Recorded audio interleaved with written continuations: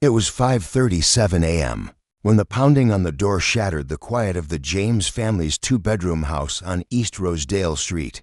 Marcus James was already up, sipping on weak coffee from a chipped mug, the kind of early morning ritual you pick up when you've been working blue-collar jobs since you were 19.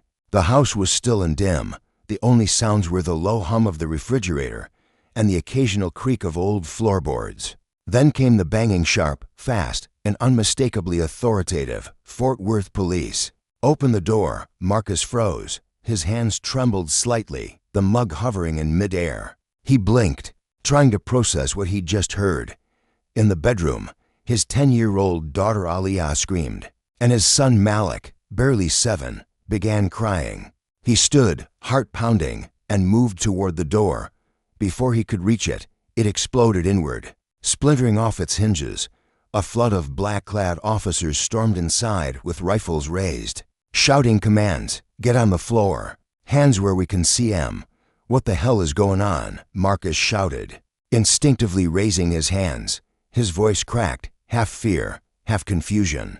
He was slammed to the ground, knee in his back, face pressed to the cold floor tiles. He could hear Aliyah screaming, calling for him. Malik sobbed in the hallway, surrounded by officers with gloved hands and unreadable faces.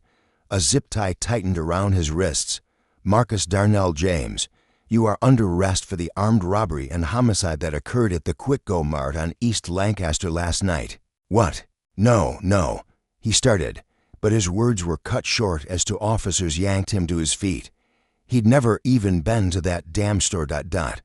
The media vans were already parked outside when they dragged Marcus out in handcuffs. The flashing lights lit up his confused, desperate face. Neighbors watched from porches in bathrobes and curlers. He saw old Mrs. Henderson shaking her head. He saw Mr.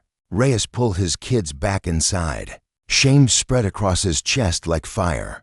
The ride to the station was a blur of silence and disbelief. Marcus kept replaying the night before in his head. He had worked a double shift at Weller's auto shop, got home around 9 p.m., fixed grilled cheese for the kids, helped with homework, watched a bit of local news, then crashed before midnight. But the detective across from him in the interrogation room wasn't interested in grilled cheese. "We have a witness who placed you at the scene." "That's impossible. I was home." "Do you own a black hoodie?" "Yeah, but so do half the people in this neighborhood." The detective stared, tapping a pen on the table. "We also found residue on your hands that tested positive for GSR gunshot residue." Marcus swallowed hard. "I work in a damn auto shop. You ever dust an engine block? Try it. You'll test positive for every chemical known to man." The detective didn't blink. "Your story doesn't line up, Mr. James. Better start thinking about what kind of deal you want." Back home, Child Protective Services showed up within hours. Tamika, Marcus's younger sister, arrived minutes too late. Aliyah and Malik were crying as two strangers led them out of the house, carrying backpacks filled with hastily packed clothes and stuffed animals. "They have no right." Tamika snapped. "Their daddy didn't do nothing." But the caseworker, clipboard in hand, didn't look up. "They'll be placed with a foster family until a judge reviews the situation. It's protocol."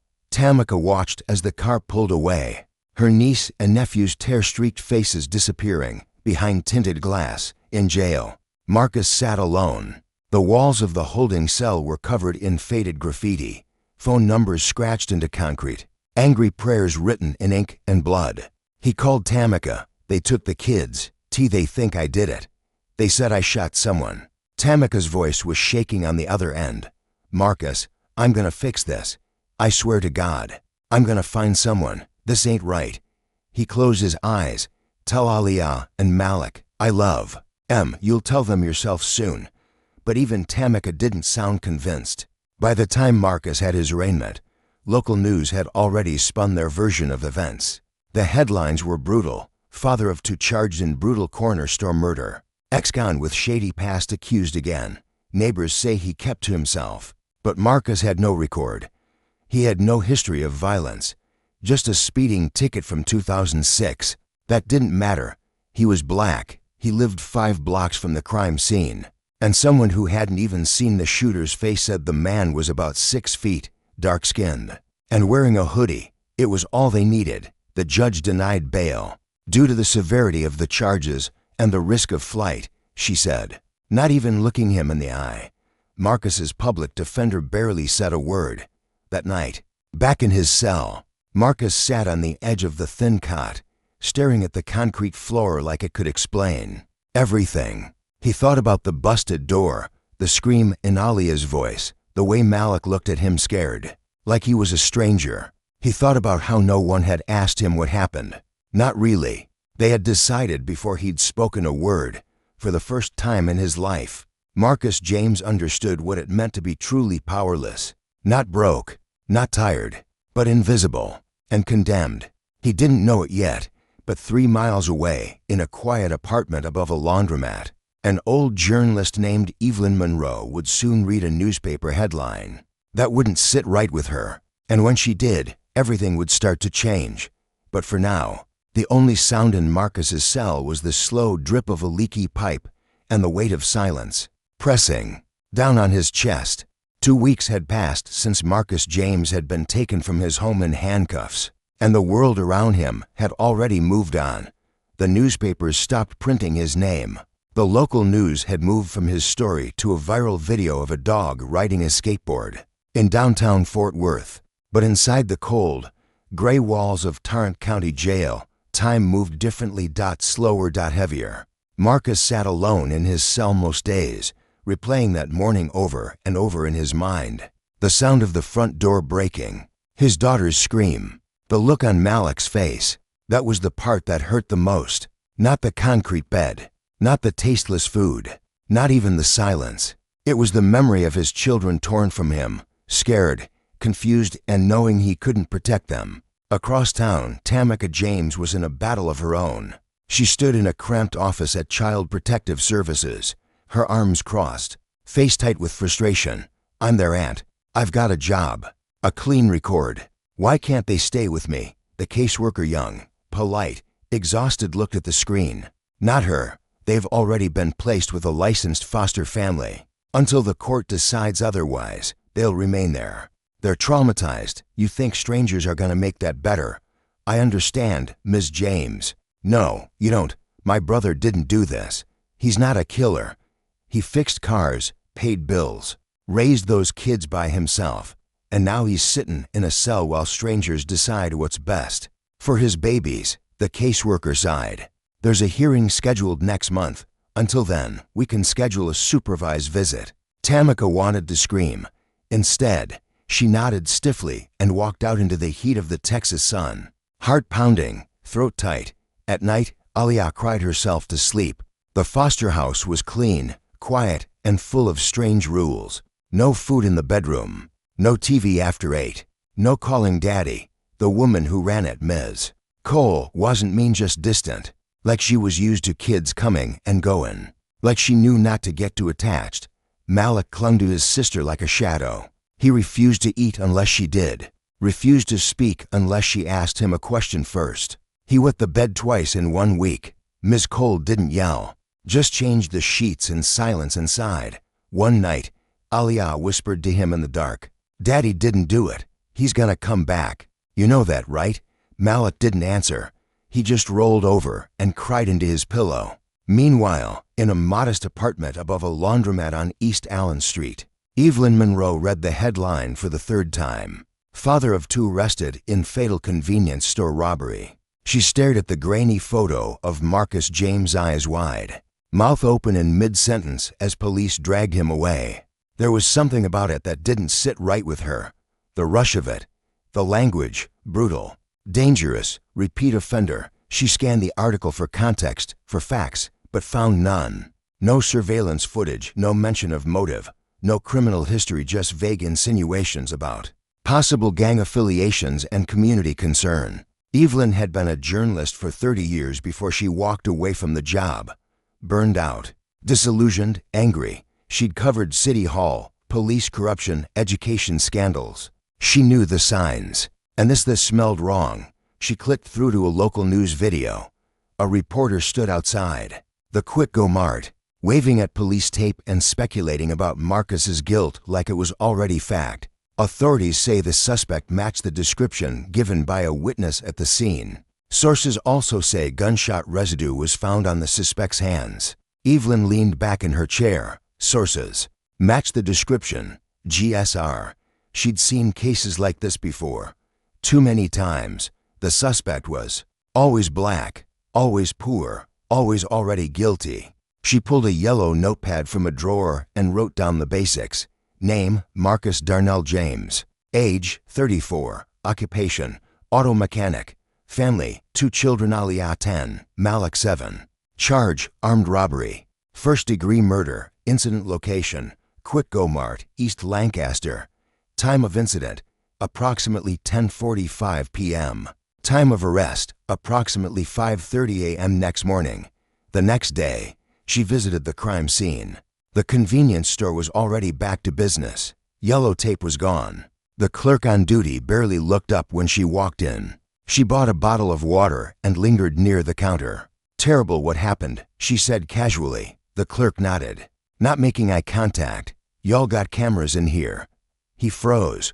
Why you a skin? I'm a writer, Evelyn said, trying to understand the story behind what happened here. The clerk hesitated, then leaned in. They took the footage. Cops, whole system. I didn't even get to see it. Did they take all of it? Every second, even the backup drive. Evelyn wrote that down. By the end of the week, she was knee-deep in public records, watching body cam footage that had been heavily redacted. She tried contacting the assigned public defender. He didn't return her call. When she visited the courthouse clerk's office, she found that the witness testimony hadn't been entered into the system yet. Sloppy, or intentional. She printed what little she could find and drove to Tamika James's apartment. When the door opened, Evelyn introduced herself and explained why she was there. Tamika narrowed her eyes. Why do you care? Because it doesn't add up, Evelyn said. And because I've seen this story before. Too many times. But it doesn't have to end the same way. Tamika didn't speak for a moment. Then she stepped aside. You want to help? Help me get my family back. In jail, Marcus received a visit slip, his sister, and someone named Evelyn Monroe. He didn't recognize the name, but when he saw the older white woman across the glass divider, something in her eyes told him she wasn't another court official. She picked up the phone. My name's Evelyn. I think you've been framed. Marcus blinked. No one had said that out loud before. You don't even know me. I know enough. She replied, and I want to hear the rest. For the first time in 2 weeks, Marcus felt something unfamiliar flicker in his chest. Hope. Evelyn Monroe had spent most of her life chasing stories that didn't want to be told. She'd walked the halls of decaying apartment buildings in East Dallas, knocked on doors in the middle of the night, and sat with grieving mothers on front porches still marked by yellow police tape. She had once been a star reporter at the Fort Worth Ledger, known for long-form pieces that exposed police misconduct and quietly destroyed political careers. But that was a lifetime ago. After 3 decades in the business, Evelyn had grown tired of red tape, of editors who softened headlines, of watching her most important stories buried on page 6, when she refused to cut to paragraphs from a story about a local developer's shady deals. She walked away, just like that. No goodbye party. No gold watch, just a cardboard box of notebooks and a name slowly fading from relevance. Now, at 62, she spent her days tutoring journalism students at the community college and feeding stray cats behind the laundromat below her apartment. But the Marcus James story, it did something to her. Maybe it was the kids. Maybe it was the way the articles reeked of lazy journalism. Or maybe it was the still burning piece of her that refused to let the truth go quiet. That night, Evelyn sat at her old desk with stacks of printouts, yellow notepads, and a half-empty glass of bourbon. The glow of her laptop lit up her tired eyes. She clicked through the case summary again. Robbery and murder at Quitco Mart. 1 fatality. Cash. Stolen. $243. Victim. Javier Mendez, 44. Clerk. Shot once in the chest. Pronounced dead at 11:02 p.m. The report said police responded at 11:08 p.m. based on a 911 call from a passerby who saw someone fleeing the store. Suspect identified by witness at scene ... but the witness's name was redacted. That wasn't unusual. What was unusual was the lack of surveillance footage. Quick-Go Mart had 6 visible cameras. Evelyn had seen them herself. The store was known in the neighborhood for being overly cautious. Owners had even installed motion lights outside. Yet, somehow, not a single frame had been released to the public. Police claimed it was under review. She leaned back in her chair, rubbing her temples. Someone was hiding something. The next morning, Evelyn visited Weller's auto shop, where Marcus had worked for 5 years. A man in grease-stained coveralls looked up from under a lifted Ford. "You the lady askin about Marcus?" "That's me. Name's Ron," he said, wiping his hands on a rag. "Been running this place since '98. Marcus is one of the best I ever had. Quiet. Shows up early. Never caused no trouble." "Was he working the night of the incident?" Ron scratched his beard. "Yeah. He did a double that day. Came in before sunup, left right before 9. Said he had to get home to the kids. Anyone else here that night?" "Me and 2 other guys. We got time cards." 2. Evelyn raised an eyebrow. "No one from the police came to verify that." "Not a single one. Figured they didn't care." She scribbled in her notebook. That was the first crack. Later that day, she drove to the home of Ms. Latrice Washington, the woman who had called in the robbery. Evelyn had found her name buried in a supplemental police file, likely not meant for public release. The address wasn't far from the Quick-Go Mart. A tired brown duplex with an overgrown lawn and paint peeling from the siding. She knocked 3 times. The woman who opened the door was in her late 40s, hair pulled into a tight bun. Expression cautious. "Ms. Washington, I'm Evelyn Monroe. I'm a journalist looking into the case of Marcus James." Latrice hesitated. "I already told the police everything." "I'm not the police," Evelyn said gently, "and I don't think Marcus did it. I just want to understand what happened that night." Latrice looked around nervously, then stepped aside. They sat at a kitchen table stained with coffee rings and time. "I was combing back from my sister's place," Latrice began. "Saw a guy running down the alley next to the store. Hood up. Moving fast. I didn't see his face." "Did the police ask if you could identify him?" "They asked if he was black. I said maybe. Couldn't really tell. Wasn't no streetlight over there. Just shadows." Evelyn leaned forward. "And then, they showed me a picture the next day," said. "Does this look like him?" I said I wasn't sure, but they used you as an eyewitness. I know what they put in the papers," Latrice said bitterly. "I told Em I couldn't say for sure." Evelyn's stomach tightened. Second crack. Back at home, Evelyn compiled her notes. Marcus had an alibi. No physical evidence placed him inside the store.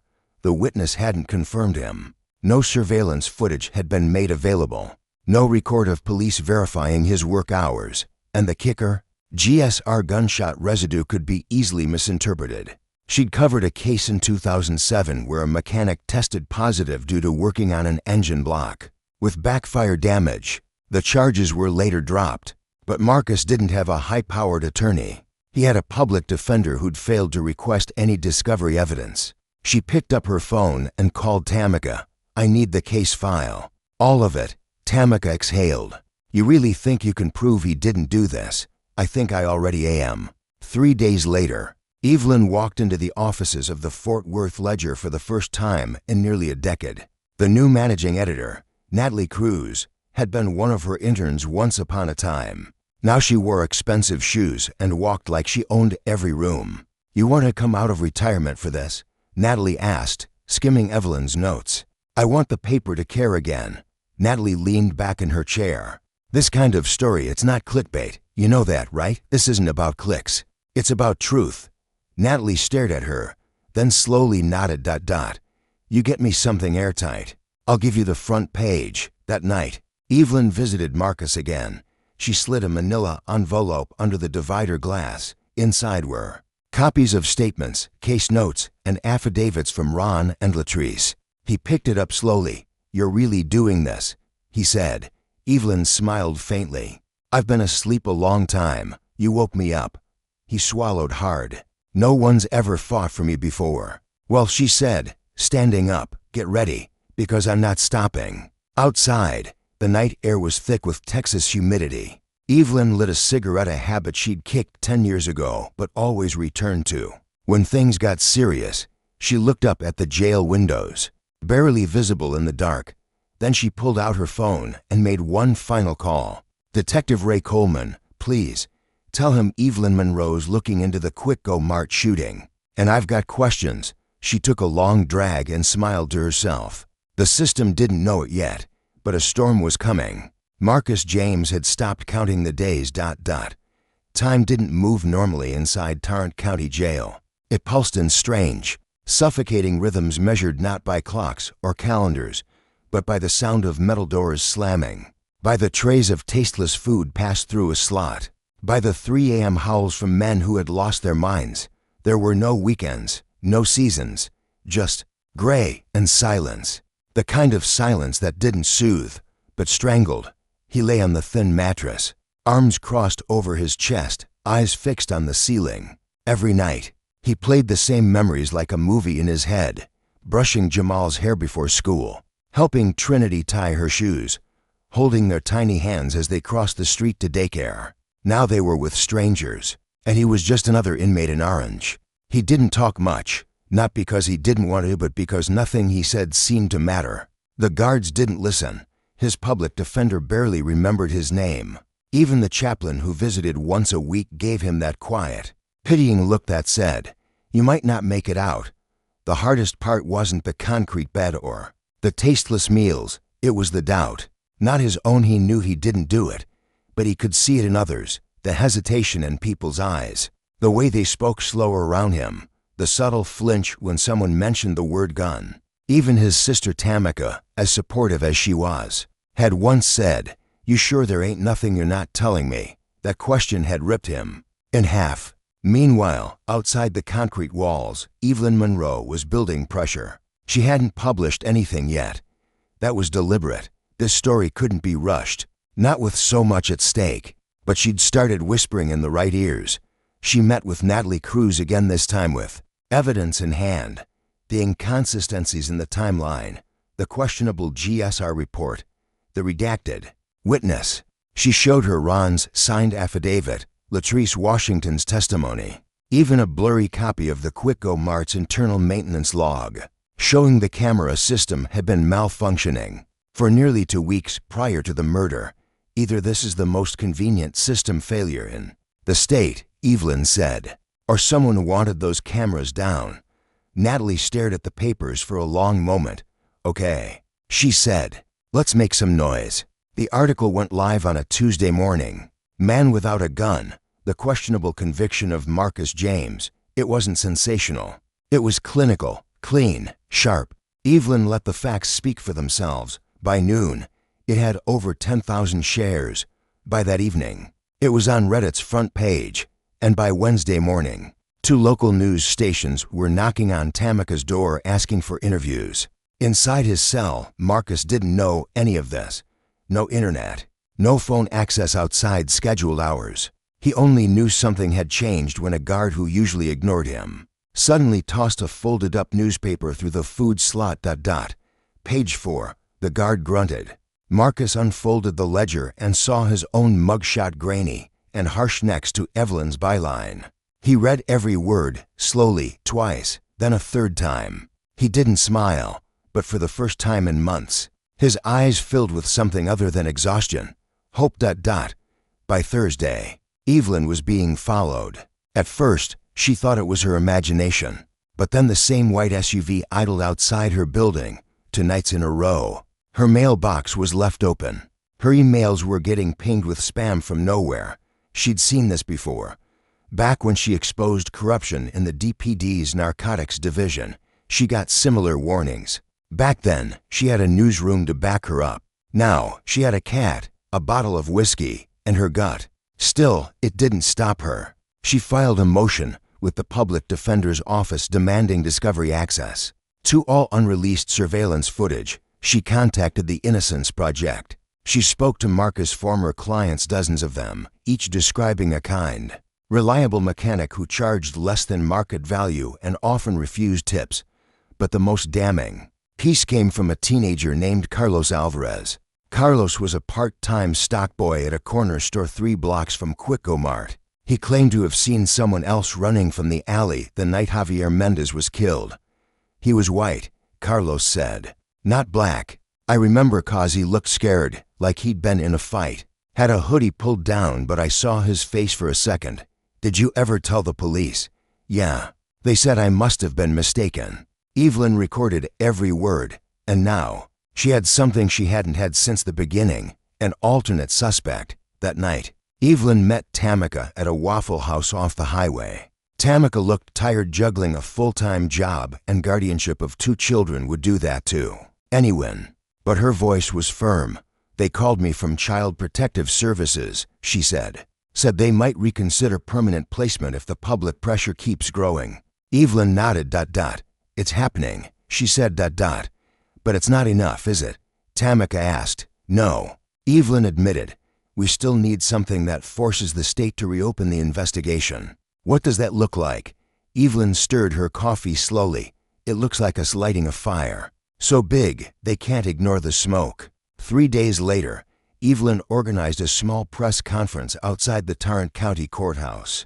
Just a few cameras, a few posters, a handful of activists she'd met through mutual contacts. She spoke clearly, without theatrics. We are not asking for special treatment. We are demanding a fair one. Marcus James deserves a new trial, or better yet, the charges dropped entirely. The evidence against him is paper thin. The system failed him, and now it's our job to hold that system accountable. Behind her stood Tamika, Jamal, and little Trinity, holding a sign that read, "My daddy is not a killer." That photo hit Twitter by nightfall. By morning, it was national.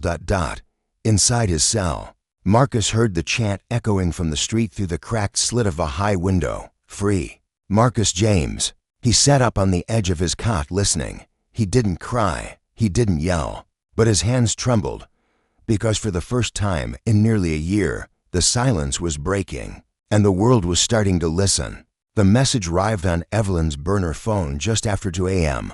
I read your piece. I worked that case. Meet me at the old service station off I-30. Come alone. No name. No punctuation. Just those words and a sense of urgency that cut through her half-sleep like a razor.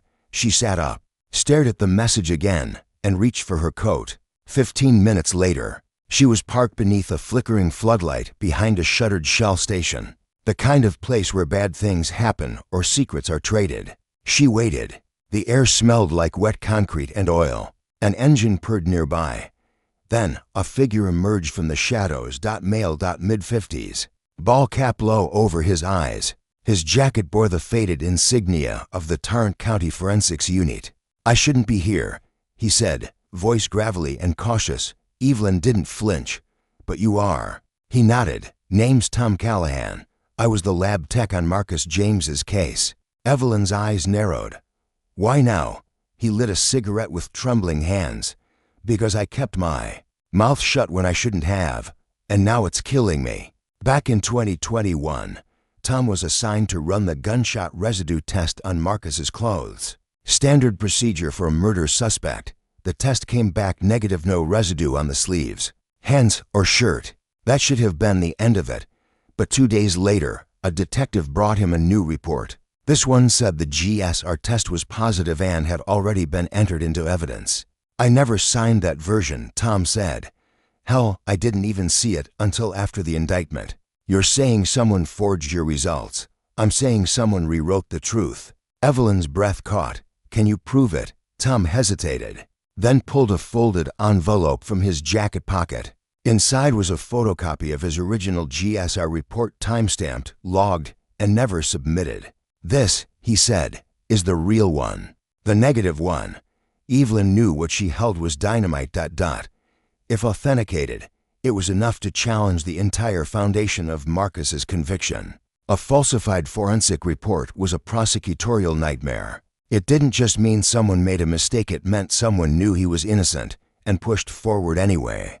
But Tom wasn't done. There's something else, he said, lowering his voice. The night the body came in, we logged a set of partial prints from the gun grip. Didn't match Marcus. Not in CODIS either. Then 2 days later, the evidence chain said the gun had been reprocessed. When it came back, no prints at all. Just wiped clean. Evelyn stared at him. Why would they do that? Tom looked away. Because the prints might have led to the real killer. And the real killer might have had a badge. That night, Evelyn barely slept. By morning, she'd emailed encrypted copies of the original GSR report to the Innocence Project, 3 independent forensic experts, and Natalie Cruz. She didn't trust the courts yet, but she trusted sunlight.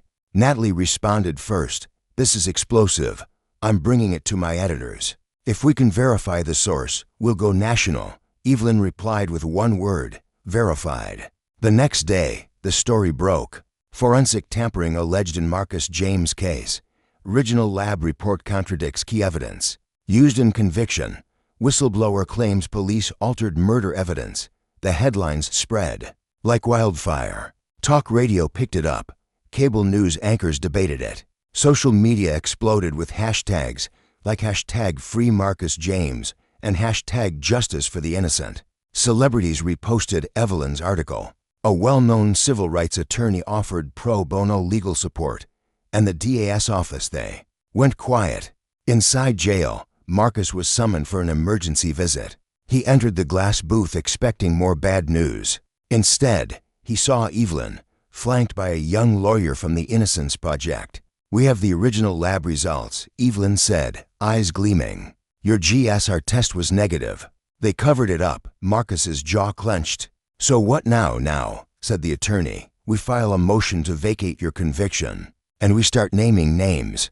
But not everyone was celebrating. In a nondescript office on the 4th floor of the Tarrant County Justice Building, Assistant District Attorney Carl Dunn was on a phone call, tight-lipped, pacing. She found the GSR report. He said ... A pause. No. She hasn't traced the altered file yet. But if Callahan testifies, we're screwed. Another pause. I'll handle it. He hung up, eyes hard. Meanwhile, Tamika had become an accidental activist. She gave interviews. She spoke at rallies. She organized community nights to talk about wrongful convictions and broken trust in the justice system. She didn't use a microphone, just her voice and her story. My brother ain't perfect, she told a crowd outside the courthouse. But he didn't kill nobody. And if they can do this to him, they can do it to any of us. Trinity stood beside her, holding her hand. Jamal wore a shirt that read, My Dad Matters. The crowd roared. Then came the subpoena. Tom Callahan was called to testify in an evidentiary hearing scheduled for the following week. His affidavit was airtight. His testimony would be even stronger. But Evelyn noticed something strange. For 2 days, she couldn't reach him. No replies, no texts. On the 3rd day, she got a voicemail from a blocked number. It was Tom ... I need to pull back. It's getting too hot. I got family, Evelyn. Grandkids. They're watching my house. Evelyn's stomach dropped. Tom, she whispered. Please don't disappear now. We're so close. I'm not disappearing, he said. But if anything happens to me, make sure that report gets to the judge. Click. The line went dead. That same night, Evelyn's car alarm went off at 3:12 a.m. She looked out her window and saw nothing, but in the morning, her front tires were slashed. No note. No witnesses. No footage. She didn't call the police. She called Natalie. They're starting to rattle the cage, Evelyn said ... Natalie sighed. Then we must be getting close. The hearing was set for Monday ... Judge Hill, a conservative but methodical figure, would preside. The motion to vacate hinged on one question. Was the evidence used to convict Marcus James knowingly altered by state agents? Evelyn sat in the gallery, notepad in hand, nerves twisting like wire. Marcus entered in shackles. Head high, Tamika nodded at him, and the DA's seat empty. 5 minutes later, a junior prosecutor walked in, red-faced and breathless.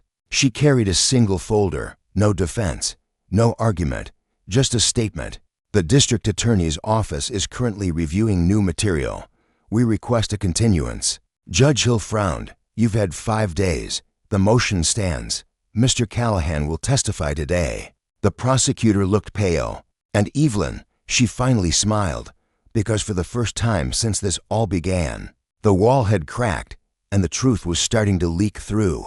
The courthouse was packed. The line to get through security wrapped around the block. By 8:30 a.m. news vans double-parked. Along the sidewalk, antennae reaching toward the sky like restless fingers. Protesters held signs, "Free Marcus James, justice delayed is justice denied," and "Stop prosecuting the innocent." Inside, Courtroom 3B had transformed from a dull chamber of bureaucracy into the eye of a national storm. Marcus sat quietly beside his defense attorney, dressed in a gray suit borrowed from the Innocence Project's office, no longer shackled. He looked thinner than the last hearing, but there was steel in his eyes now. Resignation had given way to fire. Evelyn, notepad in hand, sat in the press row, flanked by Natalie Cruz and two reporters from national outlets. Her fingers trembled not from fear, but anticipation. This was the moment everything had been building toward. Judge Hill entered and called the hearing to order. "All rise." The courtroom stood. "You may be seated." Then, calmly and clearly, Judge Hill said, "Mr. Tom Callahan, please take the stand." He walked in slowly, the room dead silent. Gray hair, slouched shoulders, but eyes sharp with purpose. He was sworn in, adjusted the microphone, and looked directly at the judge. "Mr. Callahan," said Marcus's attorney, "please state your occupation." "I was a forensic lab technician with the Tarrant County Medical Examiner's Office for 29 years. Retired last year. Were you involved in the evidence processing of the Marcus James case?" "I was. I processed the gunshot residue test on Mr. James's clothing." "And what were your findings?" "No residue. Negative." "That's what I wrote in my report. That's what I submitted to the evidence chain." "What happened to that report?" "It was replaced. The version entered into trial said the test was positive.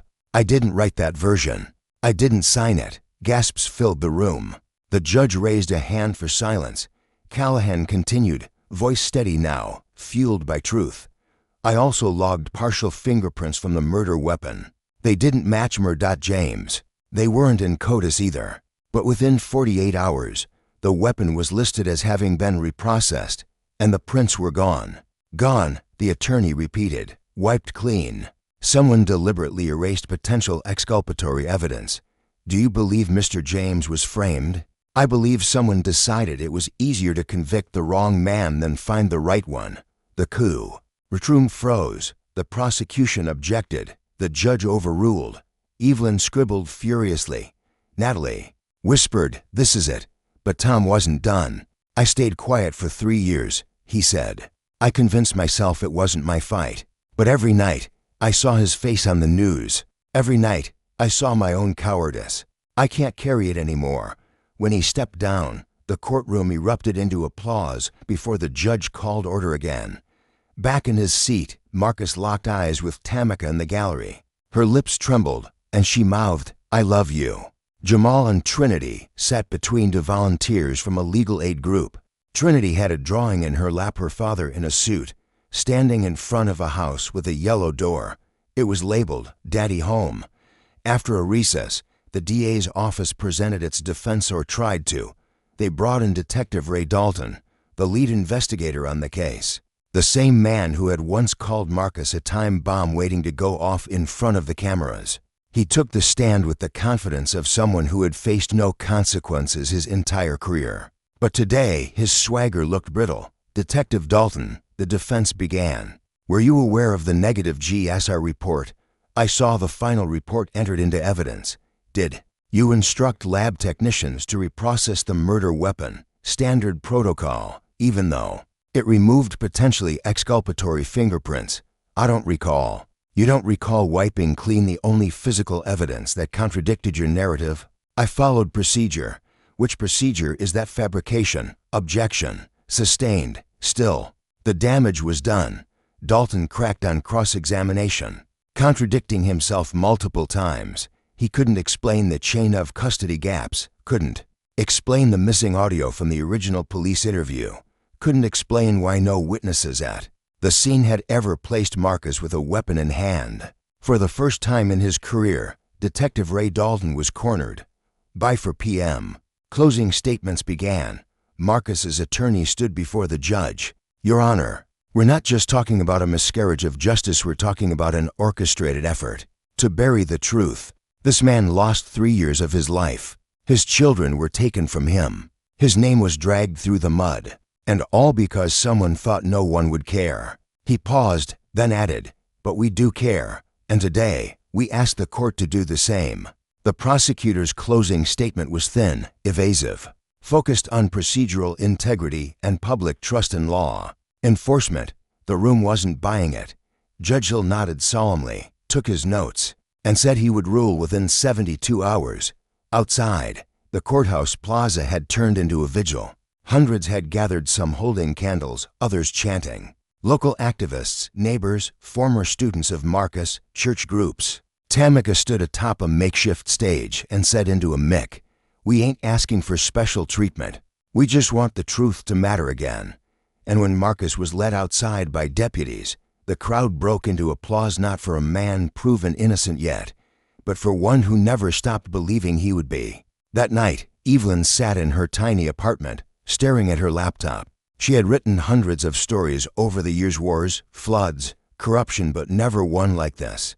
Her newest headline read, "Inside the trial that could break the system, Marcus James and the fight for redemption," and below it, the final line of her article, "If justice is blind, then today." Someone finally lifted the blindfold just enough to see. A man standing tall, asking for nothing more than the truth. 3 days after the final hearing, a storm rolled into Fort Worth. Rain lashed against courthouse windows, thunder low and threatening in the distance. The sky hung heavy, gray and uncertain, just like the people waiting inside courtroom 3B. Marcus sat in the front row, his hands clasped, eyes fixed on the judge's bench. Tamika sat behind him, one arm wrapped tightly around Trinity. Jamal, now old enough to understand far too much, sat motionless beside them. Evelyn, Natalie, and a dozen reporters waited quietly, pens and phones in hand. The entire city, it seemed, was holding its breath. Judge Hill entered the courtroom at precisely 10 a.m. He looked exhausted. The bags under his eyes were darker than usual, his black robe more wrinkled than pressed. But his voice, when he spoke, was steady and clear. "This court has reviewed the evidence presented, including sworn testimony by forensic technician Thomas Callahan and law enforcement personnel, as well as the original case materials and subsequent discrepancies." He paused. "The conduct displayed during the investigation and prosecution of Marcus James constitutes a failure of justice.